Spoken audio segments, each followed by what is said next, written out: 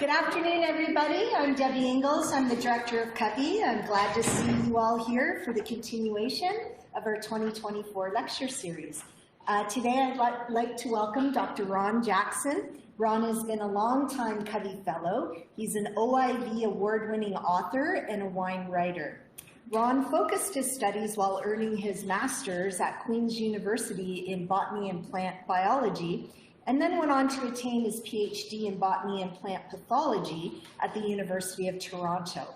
During a sabbatical at Cornell University, Ron's focus shifted to an emphasis on issues in enology and viticulture. Over 25 years, he was chairman and professor of the botany department at Brandon University and has published numerous texts specifically focused on wine. During this time, he became the technical advisor to the Manitoba Liquor Control Board. For those of you that study in the field of wine, you may recognize many of Ron's texts.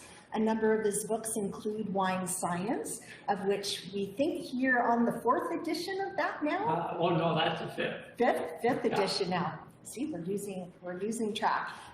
Wine Tasting, 3rd edition, or even more of those, 4th. 4th edition, along with multiple articles and chapters in other books and encyclopedia. His most popular book, according to this bio, is Conserve Water, Drink Wine. So today, wine is being variously portrayed as being either healthy or not healthy. The reality is it's far more complex and depends on a multitude of factors. So Ron's going to talk to us about all of those factors today. So please join me in welcoming Ron to the lecture today.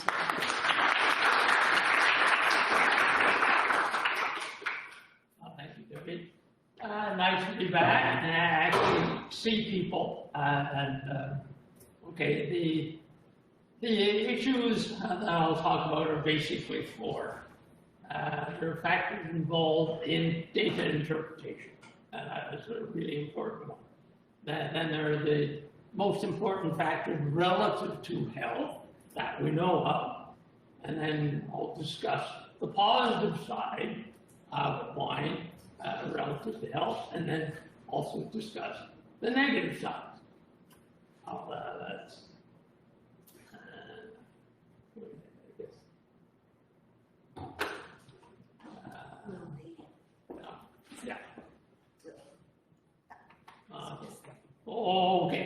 Okay. It's highly contentious issue for a whole series of reasons. We have religious bias that most people know, some religions are against it, and consider alcohol evil. Then there's the business side aspect. If you're selling wine, obviously you like to think the very positive side. But this can spawn disbelief and conspiracy theories for those who are disinclined. Societal concerns, of course. If people take too much, you'll get drunk, get in accidents, kill people, all sorts of undesirables. Personal health, well, of course, if you're interested in wine, you want to think positively. And so that, but if it's not so good for some people, then that means you have to change your behavior. That's always a nuisance. There's a correlation conundrum. The problem is, what is causal and what is just incidental? Because it can be just an incidental thing, had nothing to do with wine or alcohol or anything.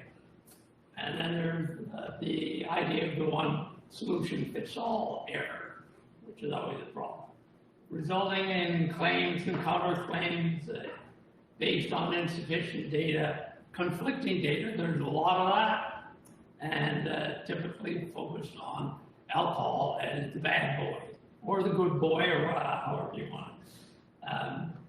And of course, a lot of this data is based on epidemiological studies. Okay, but then you try and correlate that to a particular chemical that you find in the wine.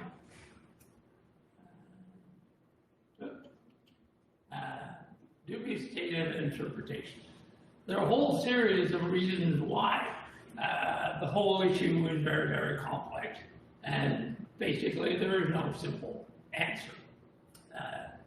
You have individual variation, ethanol metabolism. There are a whole series of enzymes that are involved, and a number that are involved in alcohol conversion to acetaldehyde, and another group that are involved in converting acetaldehyde to acetic acid. Various tissues have specific sensitivity, and any of these enzymes, the alcohol dehydrogenase, the acetaldehyde dehydrogenase, do not just deal with ethanol or acetaldehyde. There are a whole series of things that are involved, and different enzymes have different specificity. There is circadian rhythm. So the amount you have right now may not be the same as 6 hours from now. Again, more changes. And then we have gender problems. The different genders have different weighting. The basal metabolism, BMI, your weight influences. How healthy you are is going to influence how you modify the alcohol. Your psychology is another factor.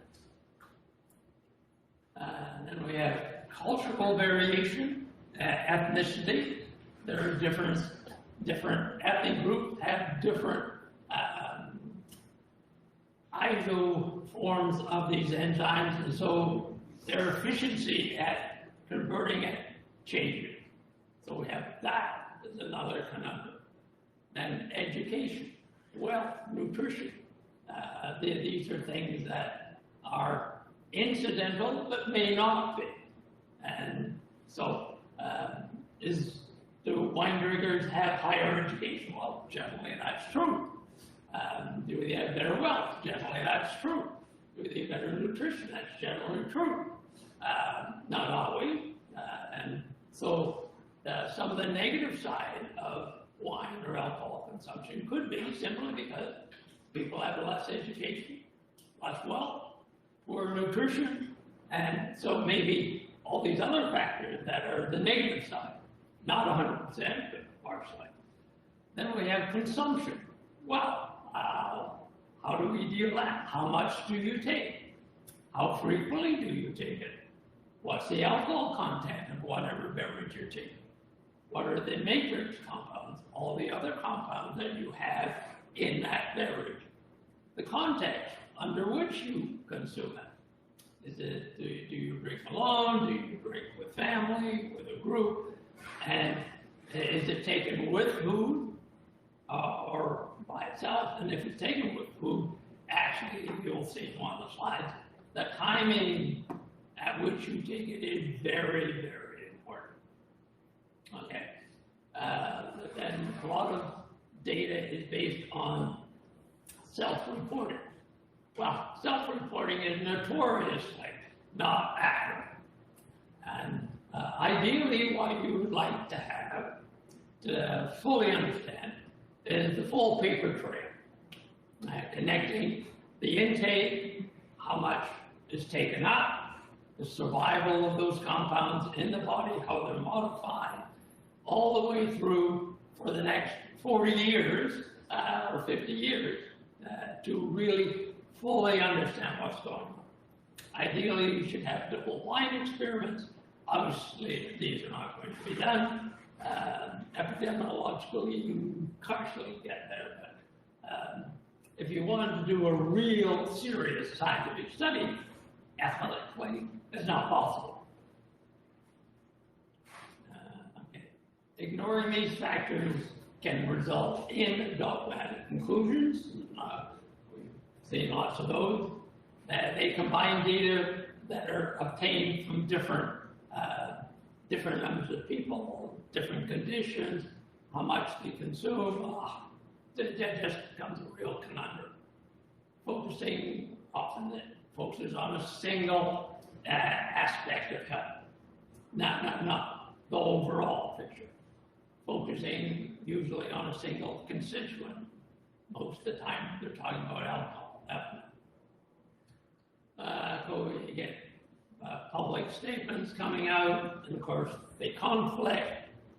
This can actually spawn in distrust of any of these comments. Of course, with most, you're kind of young, there was all the big kerfuffle and that fad and that, oh, no, you can't have that. But sugar was good. Wow. Then you find out the sugar's bad, and fat's not so bad, and all, so who are you going to believe? And then we had butter was bad. Oh, no, can't have butter. You can have margarine. Then, oh, margarine is bad. Oh, you can't have that. You gotta have butter. Baby aspirin. Older people like me supposed to take it, baby aspirin. Then, oh, God, you're not supposed to. Oh, gee. You just, you're wondering, well, what's going on? And of course, then at least the people who are probably least likely to look at any of this data and take it into concern are the people who don't really need it. The ones who really should be using it are going to totally ignore it. Oh, okay, let's look at ethanol metabolism. Some of it does occur in the stomach, but it really is pretty small, depending on how long it's stayed there. Mostly absorption is in the small intestine.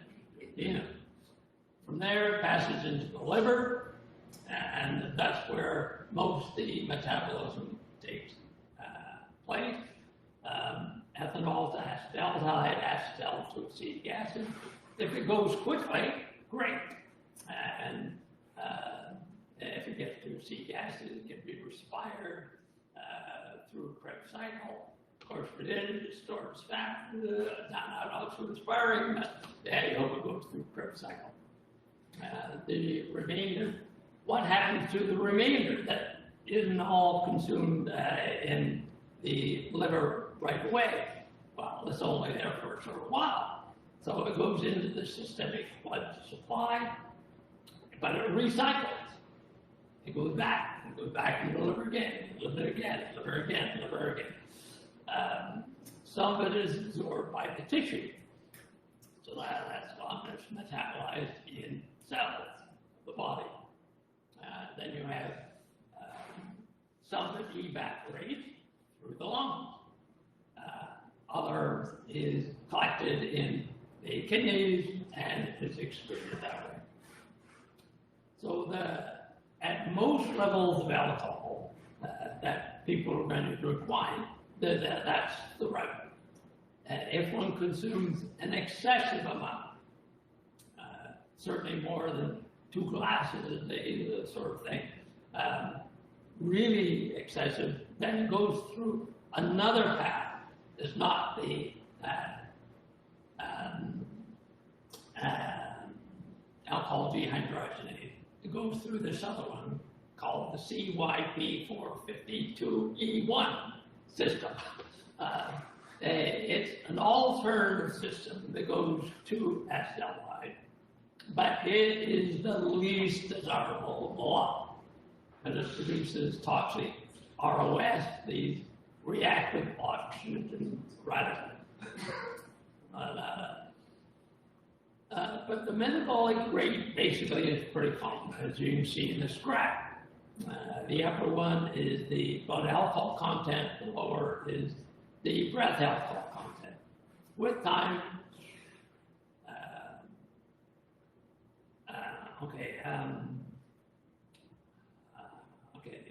of course this varies, the speed will depend upon the individual, well, what particular I2 line you have the enzyme.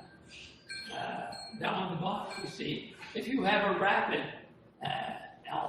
acetaldehyde dehydrogenase, the slow alcohol dehydrogenase, you reduce your alcoholistic risk because you get flushing and you feel terrible. But that protects you from alcoholism, or the likelihood of that, but it increases your chance of having breast cancer. Even men apparently have that. Not often, but throat cancer, GI tract cancer. Now we get probably the best slide in the whole lot is this one right here. Consumption with food delays transfer into the intestine because most of the alcohol is taken up through the intestinal tract. The longer you keep it into the stomach, technically the better. And so if you look at the D and B, D is if you take the wine, and then this particular case, take the wine at 6 times, there's an experiment, 6 times throughout the meal. B is taking it 3 times throughout the meal, beginning, middle, end. And it drastically reduces the amount that actually ever gets into the blood, and also reduces the amount that ever gets into the blood. So if you want to reduce the potential detrimental effects of alcohol, take your wine with food. And then take it throughout the meal, and it's far better. And of course, people say, well, the C and A are the ones where the experimentees were fasting, and 2 times there. And of course, they were all young men, if you're interested in who the experimenter people were. They're all people who wanted to become MDs. And they had 70 to 82 kilograms of weight, 2.5 kilograms or grams per kilogram of ethanol, and it was all wine, and that basically meant they had 400 mils of wine during that meal. So that's a good amount. And if you look at what is the level that you can't drive, you're way below that. So there's been no problem. Legally, you drive it. Okay. Now, why would this occur? It actually enhances the metabolism by increasing the blood flow into the liver. And it also enhances the mitochondrial oxygen uptake. Of course, that's where the respiration of the alcohols occur. And fructose, which is half the sugars that you have in wine, it actually increases the availability of NAD, which is required for the conversion of ethanol to acetaldehyde and acetaldehyde to acetic acid. So presumably, actually slowing the rate gives more time and more for the liver actually to metabolize the alcohol.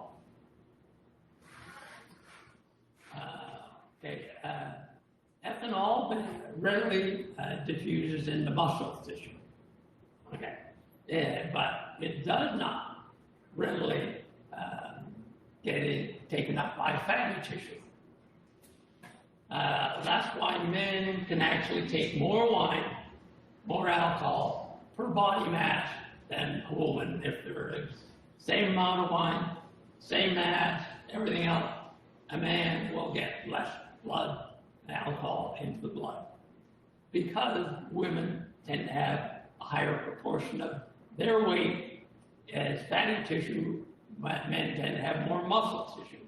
Of course, the alcohol diffuses into the muscle, and so it's not in the blood. The next one down shows the effect of carbon dioxide in the wine. It does increase the rate at which it gets into the blood, but not a heck of a lot. And by the end, it's pretty much the same. What are the influences of alcohol? Okay, some of the negative, you could say, it displaces water, potentially causing cellular dehydration. Of course, the more you have, or potentially that. And that this can disrupt cell function. It suppresses vasopressin production. Then many of you know that if you take wine or alcohol, you tend to urinate, tend to have that desire to urinate because it actually stimulates urination. Retards nerve function, muscle weakness, slower response time, relaxed social inhibitions, often why people take alcohol, and drowsiness, not why people take alcohol. but so certainly that affects me. If I take much more than I'm just gone out and just one fall asleep. What about alcohol as nutrient supply? Well, actually it's pretty good. As kilograms per gram, ethanol is quite high, higher than carbohydrate. Now this is pretty moderate, and it is supply of vitamin B and a lot of other sources of vitamin B and minerals, but they are there, and increases the uptake of calcium and iron. And it promotes saliva and gastric juice production. So you take it before, and it actually helps you in the digestion of food. Slows, as I mentioned, stomach emptying, promotes bile release. That's good for helping to emulsify fats in the food, so that aids digestion. Wine itself does tend to suppress ulceration and an adenocarcinoma, kidney disease, stomach area. Favored beneficial gut flora. That's pretty good. Improves appetite for elderly. Yay! It has a positive social image. And this graph shows that the really black one, the one that's really down at the bottom, is wine. And so it's not really considered in population view of wine as being particularly important in underage drinking. People underage drinking tend to drink something else. Drinking wine doesn't seem to be associated with fighting. It doesn't seem to be associated in the public's mind with drunk driving. It's not intimately associated with alcoholism, health problems, or birth defects. So it has a good social perception relative to distilled spirits and so on. Okay, some epidemiological health findings. You have the Stainers as your median, and you see that taking small amounts of wine during the day is actually considered to be beneficial for long life. Okay, the mortality data. The second one down looks at different alcoholic beverages. And you see the one with the triangle, the one that's lowest, that's wine. Yay. You can see that cholesterol content. Most people think you want to have low cholesterol content. Well, it's associated with wine too. And what about smoking? Well, smoking, as you can see, increases mortality rate. But if you have to smoke, you've got to take a little wine because it's safer. Not much, admittedly, but that was interesting. Okay, what about phenolics and their bioavailability? Most positive interpretations relative to wine are usually associated with phenolics, but then say, well, which one? Okay, we have all the monomeric flavonoids, non-flavonoids, the sylvines, the ligands, their polymers, their oxidation, sulfation, and degradation products. Holy cow. You've got the real conundrum of thing there. And then they can complex with various cellular components. So, yeah, which one? If you're going to study it, well, you got this whole collection. Of course, not only is the chemistry highly complex, then you have to think about, okay, relative concentration of one versus the other, what happens when they're in combination, and wine certainly has the whole series, and benefits explained in terms of how we say, what good things they do. Well, they're antioxidants, they're anti-inflammatory, they're anti-mutagenic, they're anti-carcinogenic. Wow, what's to complain about?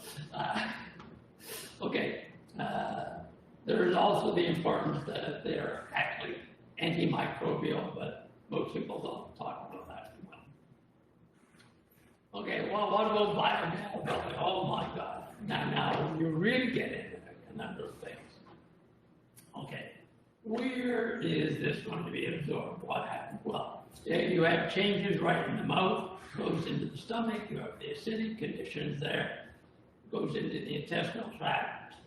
Most of the monomers, the short one, are taken up in the stomach and in the small intestine. And the polymers, they're the ones that have to wait to be degraded when you get to the colon. And the graph kind of looks very complicated because it is. So first of all, the polymers in the upper tract, basically nothing happens to them. They go in the colon, that's where they get the polymerized, start to break it down. The glycosides in the stomach and the upper intestinal tract, then you take off the sugar component on the phenolic. And that's called conjugation. Once that has been conjugated, then it can pass over the intestinal membrane and be taken up into the liver. Bile secretion from the liver goes in. It actually takes some of them, puts them back into the intestinal tract again, cycles around. And so once it gets into the liver and into the blood, then a whole series of things starts to happen to it. Sulfur compounds can bond to the phenolic.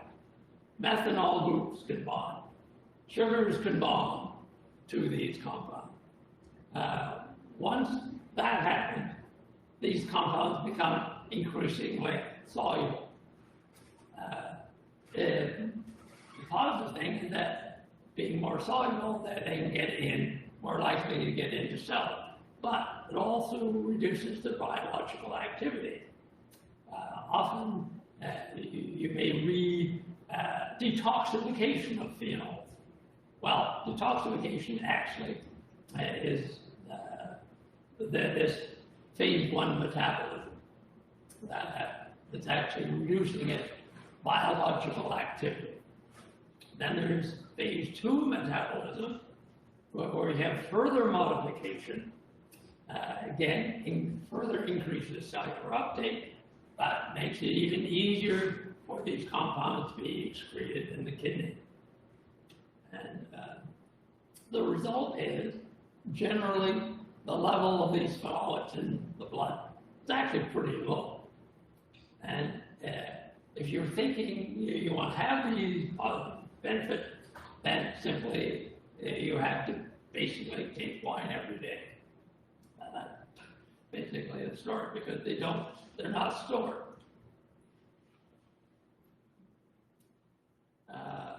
Okay, the benefits of these phenolics, there are microbial ones that are direct and indirect.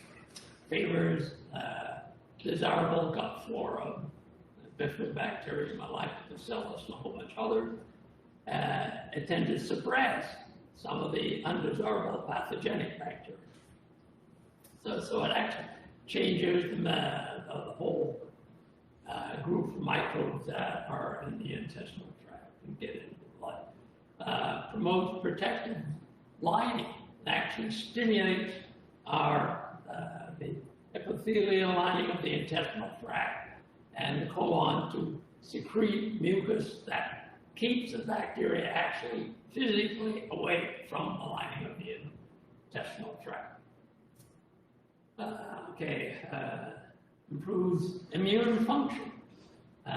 This is indirectly usually by having a favorable gut flora that actually promotes a good immune action, and there's actually connection between the intestinal tract and the brain. They often say the intestinal tract is our second brain. The number of nerves that are wrapped into the intestinal tract is incredible. And it's also good for mental health because, again, it changes the hormone and what is going on in the brain. So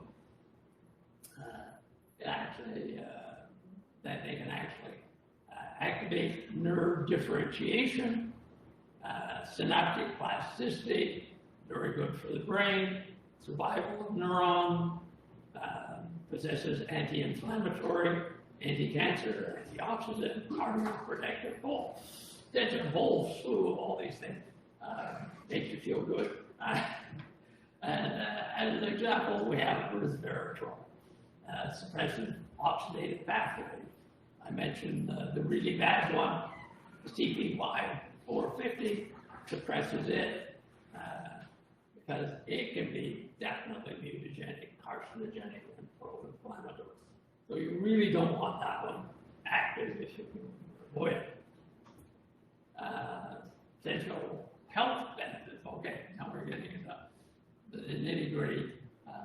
It reduces the incidence of, this is epidemiological data, intestinal biome problems. It's good for it. Reduces cardiovascular disease. This is one of the clearest indicators. It is correlated with reduced neurodegenerative diseases. Nobody wants that. Macular degeneration. Most of you don't have to worry that for a long time, but getting my age, that's concerned. Osteoporosis, again, is something that comes with age, so it reduces that. Diabetes, I'm not having a lot, but I'll talk about that.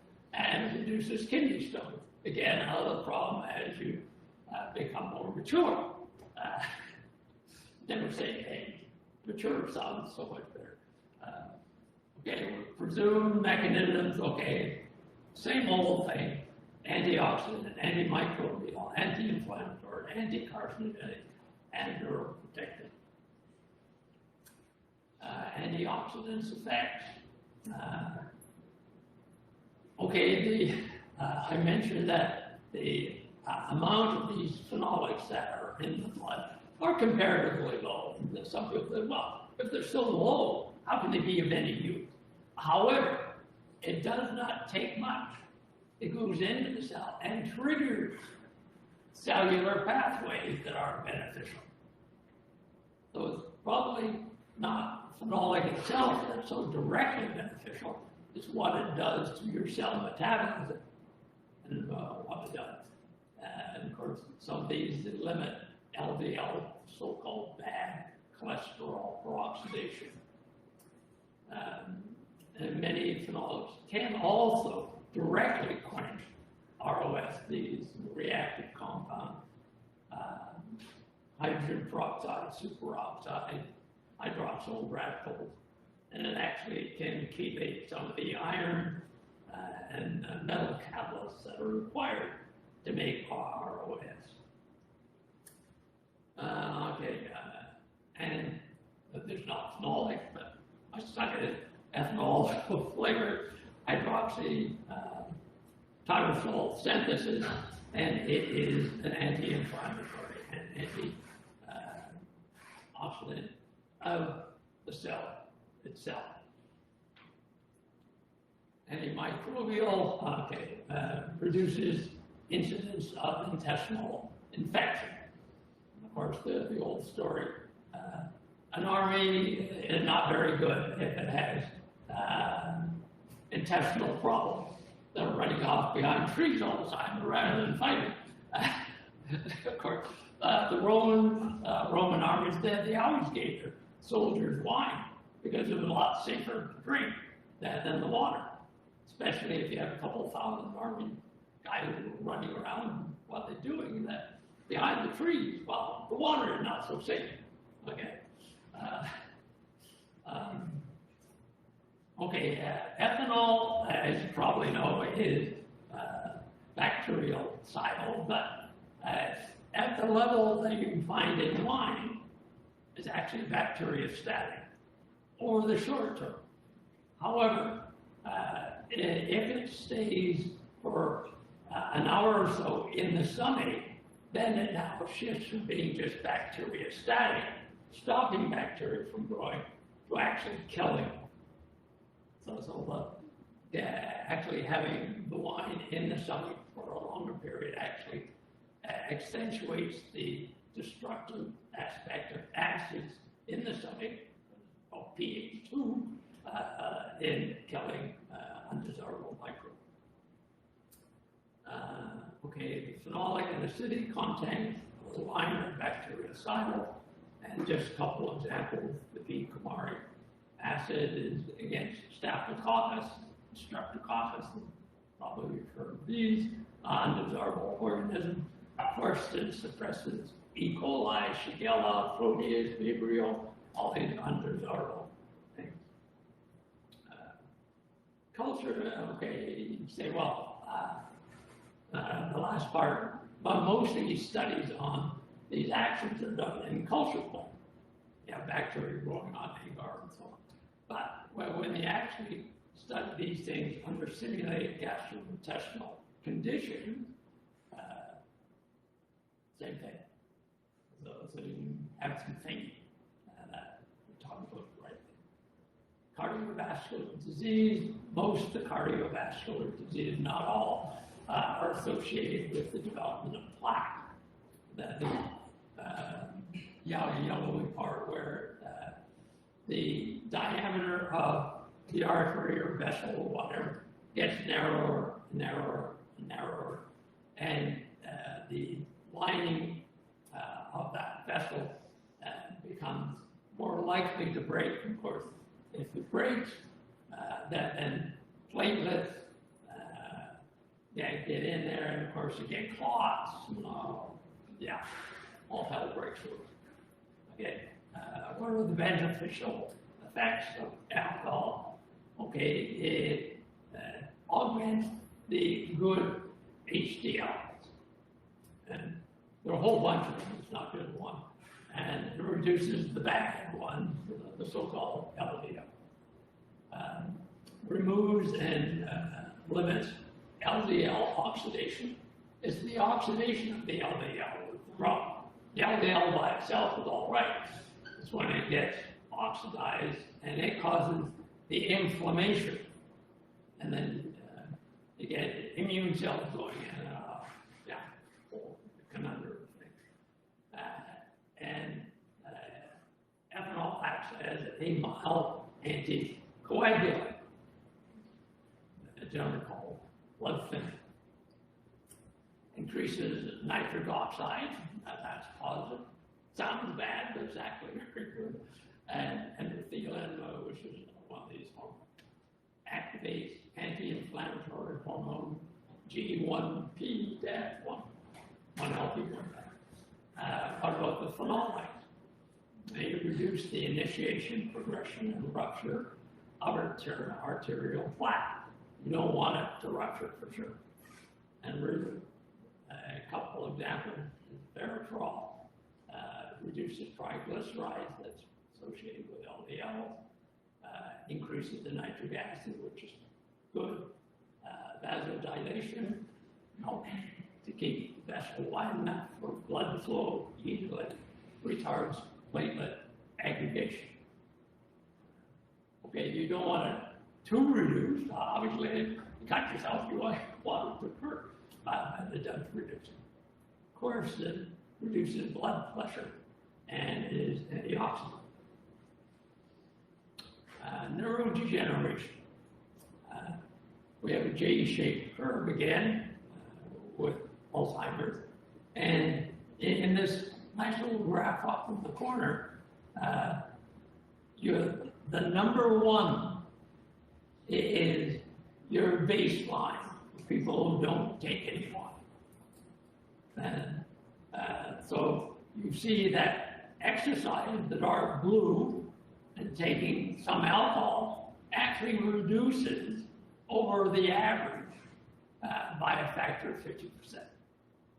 So moderate amount, okay, too much, yeah, start swinging over. J, so a little bit is good, much more, all starts to become bad. And the other metabolic syndrome is associated with Alzheimer's, pretty high. Depression, now why that would be associated, I don't know. I guess you don't take care of your health, presumably. And the APOE4, that is a genetic factor associated with higher risk of having Alzheimer's. So, hydrolyzable tannins actually reduce beta amyloid plaque, which is associated with Alzheimer's, and resveratrol promotes plaque destabilization. So one reduces it, one actually helps to destabilize, so it breaks down, maintains good blood supply. Well, we definitely want a good blood supply to the brain, and you start it with, from oxygen and blood, and obviously things are not going to work well. Maintains hippocampal function. Hippocampal function is associated with short-term memory. You have to have short-term memory before you can have long-term. So you want it there. And there's antibacterial, actually there's this phyromonad gingivitis. It's a bacterium that grows in your mouth. And it is associated, now there's no known proof that it actually increases the likelihood of Alzheimer's, but often in Alzheimer's people's brains, you find this, and that's associated with the mouth. So that's why you want to have good, healthy gums, because you don't want that thing growing and potentially getting into your blood system. And the bottom one just looks at a couple of compounds that actually get into the brain. Of course, anything to get into the brain has to get past the blood-brain barrier. It protects the brain from lots of stuff. And so essentially we have two people. Well, we have the body, and then we have the brain. And the brain is actually separated by this membrane, and it protects the brain from all sorts of xenotoxic compounds, foreign objects that might be carried around. It also keeps our immune system, our regular immune system, out of the brain. You don't want our regular immune system in the brain. The brain has its own. So they want to keep these separated. And if you get your natural immune system in the brain, it can actually start to recognize the brain as being foreign and attack it. That's not what you want. So caffeine gets in pretty well. Of course, most people know that because you get nervous. Certainly I do. And we have quercetin, fifth one over. It's a compound, one of the phenolics that you get in wine. Gluten is another one, done it as well. Camphorol gets in, that's another one.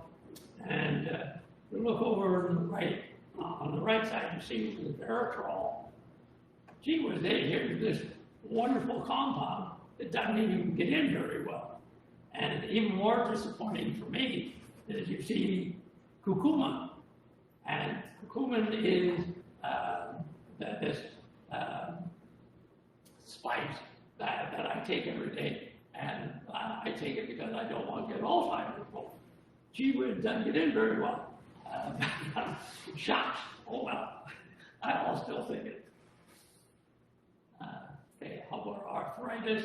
Okay, it's minor. Okay, it reduces drug irritation of the stomach. If you have arthritis, okay, it's going to reduce some of that. Diuretic action reduces joint swells. And, arthritis is associated with joint swelling.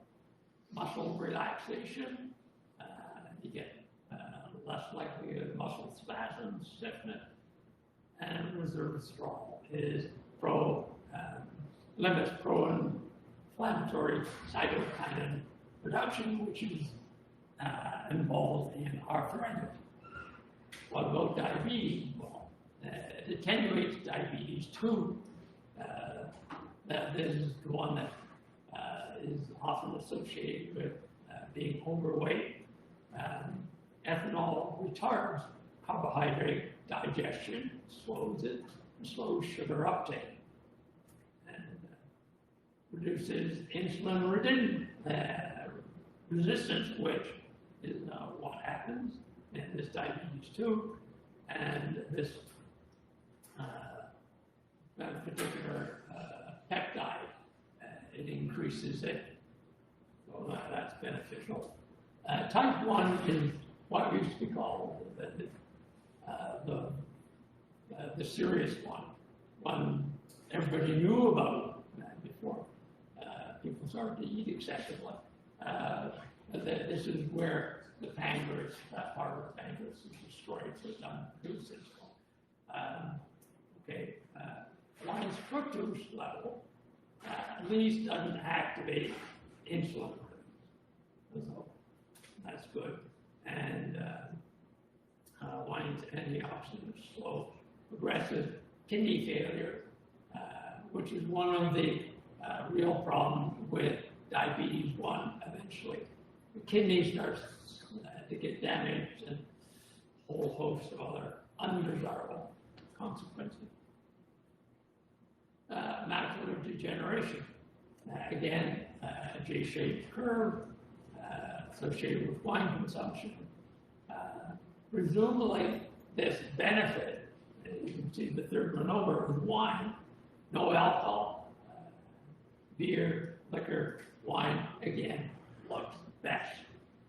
And presumably this is because it reduces atherosclerosis of the vessels going to the brain. Of course, that atherosclerosis reduces the diameter, less blood flow, less oxygen, nutrient stress.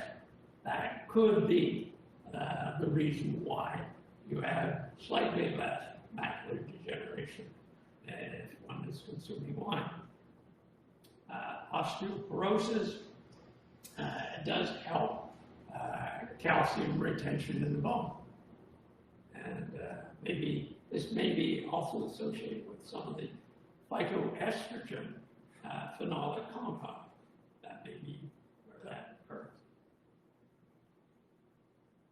Well, now we get to the negative. Yeah. Carcinogenesis, allergic and hypersensitive reactions, headache, dental erosion, various contraindications, conditions where you shouldn't take it. It may interact with medications and cause problems. And of course, there's potential for alcoholism and fetal alcohol syndrome. What about carcinogenesis? Well, this is highly variable. It depends on which cancer you are talking about. If you're talking about kidney and lymphoma, it reduces the incidence on average, population size. It does increase the incidence of breast, throat, and stomach cancer. Okay. As far as prostate, okay, don't worry. No problem. Doesn't help, doesn't hurt. And and alcoholism, of course, because of that excessive amount that they're taking, and the ROS that's being produced, it increases increases the likelihood of having liver cancer, cirrhosis of the liver, and all that. A couple of graphs.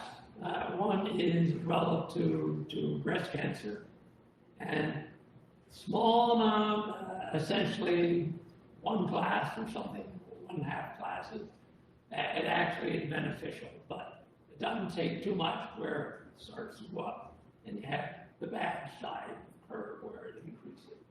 The more you take, the greater the potential chance. And then we have lung cancers.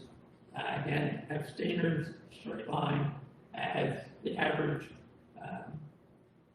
lung cancers, less other cancers. Again, that J-shaped curve, small amounts good. Once you get above a certain level, essentially what we call moderate wine consumption, then you start being on the bad side of the curve. And ethanol itself is not known to be mutagenic or carcinogenic. It's because, but even though it isn't, it's what happens to the alcohol, the metabolic byproduct. In most cases, the worst one is going to be acetaldehyde accumulation. And it is well known to be a carcinogen, no doubt about that. Of course, that's where you get into these individual abilities of ADH and AD, ALDH, enzyme production, and the rise of enzymes. That will definitely influence. For the same amount of wine or alcohol consumed, different people are going to have different amounts of acetaldehyde accumulation. And what does aldehyde do as undesirable? Well, it depletes glutathione, and it is a cellular antioxidant. So it is one of the normal antioxidants in our cell. Acetaldehyde likes to bond for a lot of things, assuming it likes anything. It bonds to proteins, nucleic acids. And especially with nucleic acids, you can get mutagenic and carcinogenic effects. It bonds with lipids. That means it can potentially disrupt cell membranes and nerve function. So acetaldehyde is really the bad guy here. But, and of course, on the upper part, you see those ROS, the reactive oxygen things that come from this other routing of ethanol to acetaldehyde. Here we come to this CPE 450. Of course, it's when you get high ethanol concentrations and it produces the ROS compound. That these cause lipid peroxidation. And we have all sorts of other potential carcinogens. We'll skip those. Then we have allergy sensitivities, acetaldehyde. If you don't want acetaldehyde in wine, don't drink Pinot sherries at the highest concentrations of that. It actually induces histamine and flushing and all the other things. Finding reagents can cause allergies. SO2 can provoke various reactions. But most wines generally don't have them. The people who seem to have the most problem with SO2 seem to be associated with red wine, which are the ones that have the lowest SO2 level. Who knows what that's for? Gout, the old story that gout is really bad, but it's really because of the lead containers, the canters, pewter vessels, lead dinnerware, but recurrent gout, yeah, that can provoke. And headache, good old headache. Most of it is associated with red wine. We have migraines, ethanol, can disrupt cellular or glucose metabolism in the brain. Brains require glucose. Can't do anything. When ethanol gets in the brain, there's enzymes that break down to acetaldehyde in the brain. And increases the permeability to histamines, and of course, they're often associated with migraine.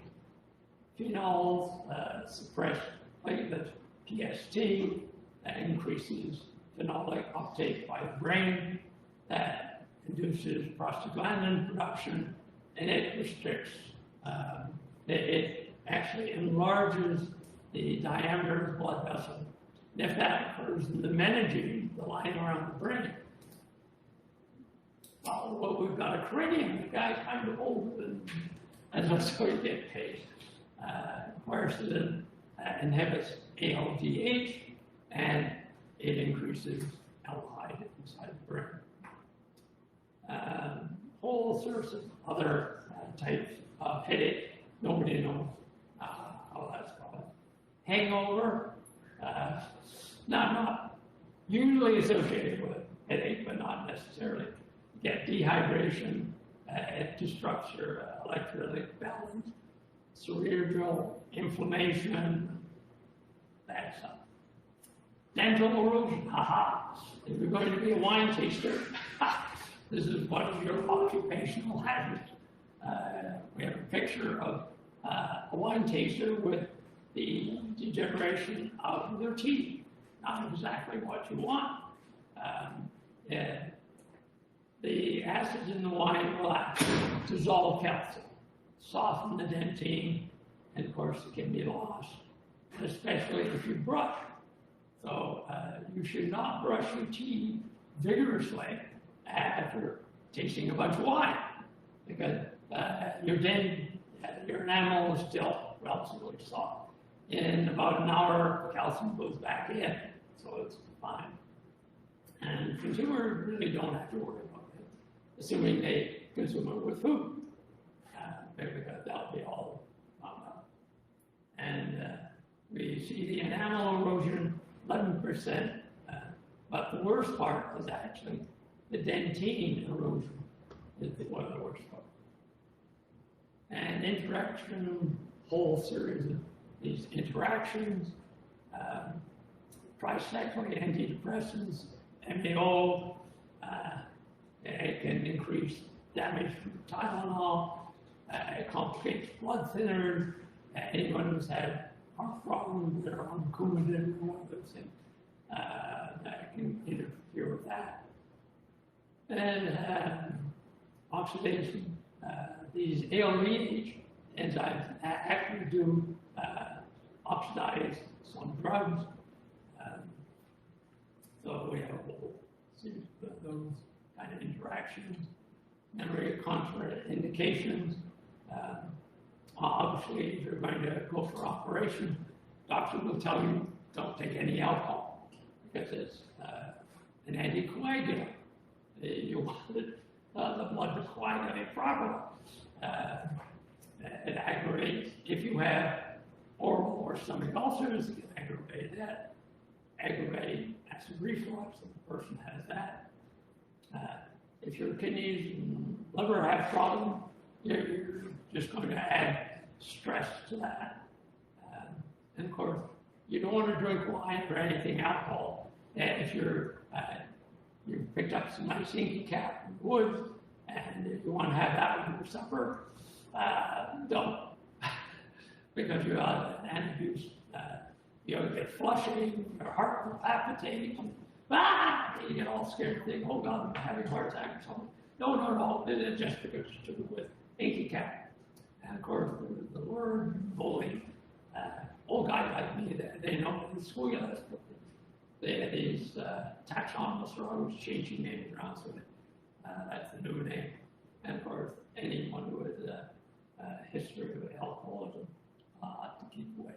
Conclusion, there are both positive and negative effects individually, but combined, if you look at the population, is probably neutral.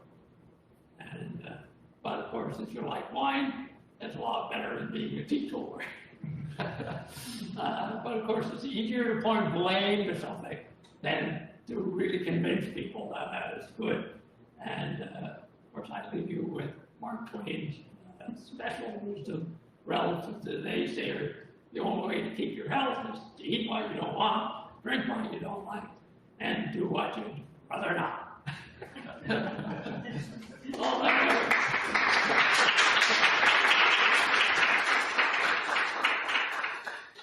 Thank you, Ron, for a very entertaining but also very educational lecture here today. We're going a little bit late in time, so we've got time for a couple questions if anybody's got a question from the audience. I guess, Ron, I'll just have one question.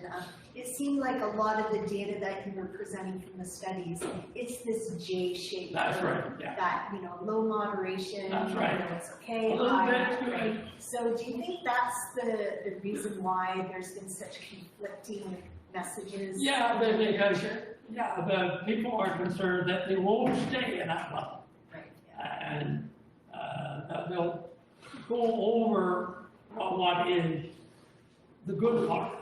And so they're afraid that people simply will say, oh, well, all this good does all. If a little is good, well, more is better. Well, in this case, no. Well, this is a small token of our appreciation. Okay. I hope your drive home today is okay. I know the weather's supposed to be turning soon, but thank you so much for your time today. And for the rest of you, just a reminder that next week we'll welcome George Vandermerve.